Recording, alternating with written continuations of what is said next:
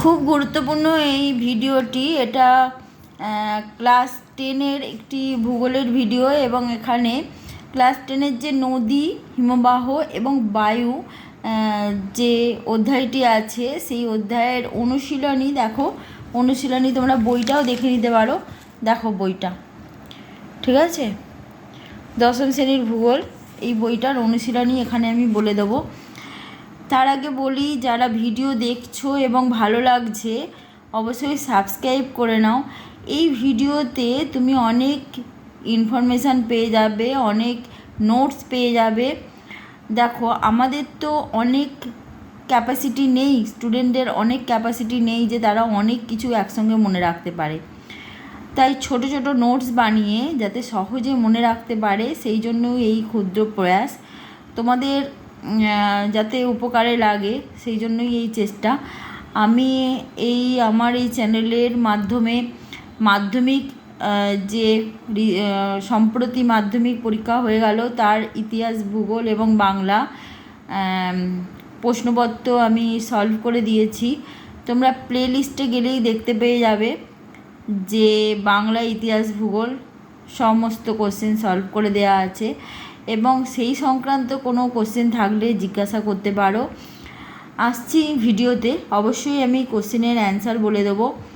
আচ্ছা দেখো, যে প্রক্রিয়ায় সমতল অসমতল ও বন্ধুর ভূমি সমতলে পরিণত হয় তাকে কি বলে? এখানে নগ্নিভবন, আরোহণ, পর্যায়ন এবং অবরোহণ আছে। এটা হবে পর্যায়ন। যদি উঁচু হয় ভূমি তাহলে আরোহণ, নিচু হলে অবরোহণ এবং সমতল হলে পর্যায়ন। আচ্ছা, বহির্জাত প্রক্রিয়ার মূল উৎস কি? মূল উৎস হচ্ছে সূর্য। যে প্রক্রিয়ায় ভূমির উচ্চতা হ্রাস পায় তাকে কি বলে? তাকে অবরোহণ বলে। ঠিক আছে। নিম্নলিখিত কোন রাজ্যটিতে ক্ষয়ের শেষ সীমা রয়েছে? এটা হচ্ছে উড়িষ্যা।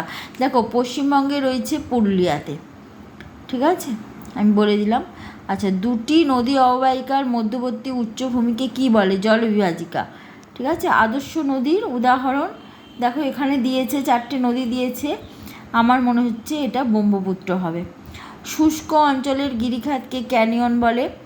আচ্ছা, নিম্নলিখিত কোনটি পূর্ববর্তী নদী? সেটা হবে এখানে গঙ্গা। আচ্ছা, নিম্নলিখিত কোন ভূমিরূপটি নদীর উচ্চ গতিতে সৃষ্ট হয়? সেটা হচ্ছে দেখো প্রপাতকূপ। জলপ্রপাতের ঠিক নিচে হাঁড়ির মতন অংশটিকে প্রপাতকূপ বলে। একে ইংরেজিতে প্লাঞ্চ পুলও বলে। পাখির পায়ের মতন বদ্বীপ রয়েছে কোন নদীতে? এটা হচ্ছে মিসিসিপি, মিসৌরি নদী। ঠিক আছে। আচ্ছা, কোন মহাদেশে সর্বাধিক হিমবাহ রয়েছে? আন্টার্কটিকা। দেখো পরের কোশ্চেনে আসি। পরের কোশ্চেন হচ্ছে কোনটি মৃত্যু ফাঁদ হিসেবে পরিচিত? মৃত্যু ফাঁদ হচ্ছে বাকস্রুন্ড। ঠিক আছে। বাকস্রুন্ড হচ্ছে পর্বতের গায়ে জমে থাকা আগের বরফ এবং পরবর্তী বরফের মধ্যে যে ফাটল থাকে তাকে বলে। হিমবাহ উপত্যকার আকৃতি হয় ইউ আকৃতির। আচ্ছা, পার্বত্য উপত্যকায় পৃষ্ঠদেশে গভীর ফাটলগুলো যেটা হয় সেটা হচ্ছে ক্রেভার্স। আচ্ছা, কোন দেশটি দ্য ল্যান্ড অফ ফিউল নামে পরিচিত? এটা নরওয়ে। আচ্ছা, এখানে হচ্ছে সমুদ্রের তলদেশে সঞ্চিত গাবরেখাকে কি বলে? এটা আমার মনে হচ্ছে স্তরায়িত গাবরেখা হবে হয়তো। ঠিক আছে, তাও এটা দেখে নিও। আচ্ছা, বাস্কেট অফ এক্স টোপোগ্রাফি এর সঙ্গে কোন ভূমিটির তুলনা করা যায়? সেটা হচ্ছে ড্রামডিন। এটাকে উল্টানো ডিমের ঝুড়ি বলা হয়। আচ্ছা, দুটি কেটেল হ্রদের মধ্যবর্তী উচ্চভূমিকে কি বলে? হর্ন বলে। ঠিক আছে, বা পিরামিড চূড়া বলে।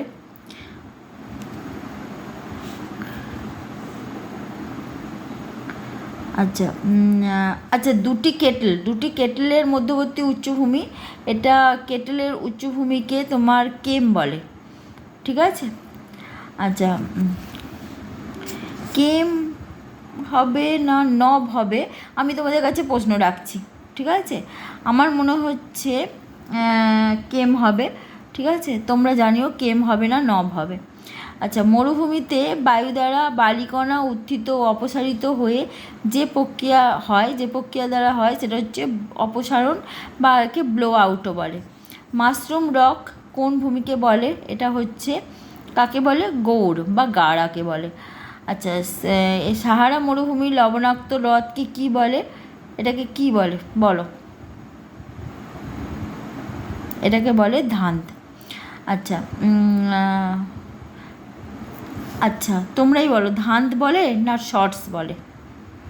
ঠিক আছে, আমার মনে হচ্ছে শর্টস বলে। ধান তো রাজস্থানের লবণাক্ত হ্রদকে বলে। আচ্ছা, কোন ভূমিরূপটি বায়ুর সঞ্চয় কার্যের ফলে গঠিত হয়? কোন ভূমিরূপ বলো? বায়ু সঞ্চয় কার্য।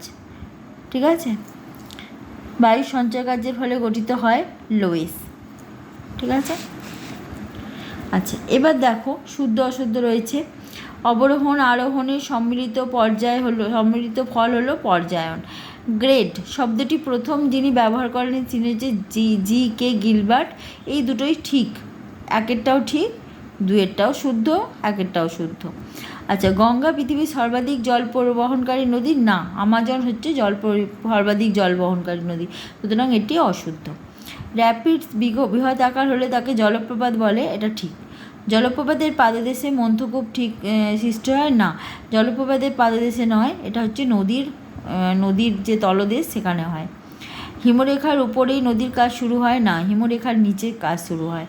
অক্ষাংশের ভিত্তিতে হিমরেখার উচ্চতা পরিবর্তিত হয়, এটা ঠিক বলেছে, শুদ্ধ। আচ্ছা, মেরু অঞ্চলে হিমরেখার উচ্চতা 0 মিটার, না এটা ভুল। আচ্ছা, এস্কার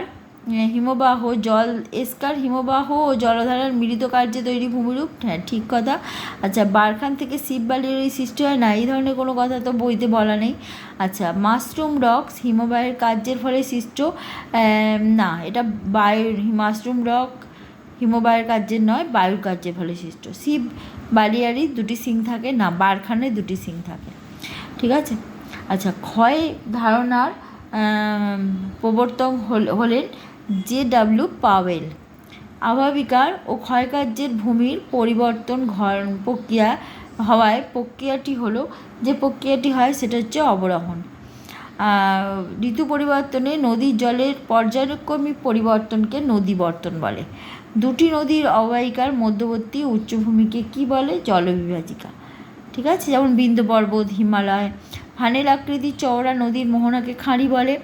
নদীর নামানুসারে নদীকে সৃষ্ট বাঁক মিয়েন্ডার নামে পরিচিত কোন নদী? তুরস্কের মিয়েন্ডার্স নদী। হিমবাহ ভূমির দেয়ালের মধ্যে যেটা ফাঁক থাকে তাকে কি বলে? ল্যান্ড ক্ল্যাফট। ঠিক আছে।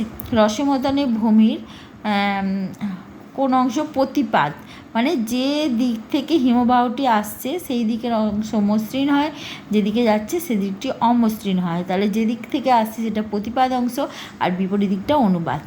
দুটি কড়ির মধ্যবর্তী অংশকে কি বলে? দুটি কড়ির মধ্যবর্তী অংশকে এরিটি বা অ্যারেট বলে। বালি দ্বারা গঠিত মরুভূমি সাহারা কি নামে পরিচিত? এটি আর্ক নামে পরিচিত, আর্ক। মরু অঞ্চলে বায়ুর কার্যে বায়ুর কী কার্য? বায়ুর ক্ষয়কার্যের ফলে মরুদ্যান সৃষ্টি হয়, মানে ক্ষয়কার্যের ফলে অপসারণ গর্ত তৈরি হয়, সেখানে জল জমে এবং মরুদ্যান সৃষ্টি হয়। ইনসেলবার্গ ক্ষয় হয়ে গম্বুজাকৃতির ঢিপিত পরিণত হলে তাকে কি বলে? বোনহাট বলে। দেখো, আশা করছি তোমাদের অনেকগুলো কোশ্চেনের আমি অ্যান্সার বলে দিয়েছি এবং পরবর্তী কোশ্চেনের অ্যান্সার বলে দেবো অবশ্যই, কিন্তু তার আগে সাবস্ক্রাইব করে নেওয়া অবশ্যই দরকার।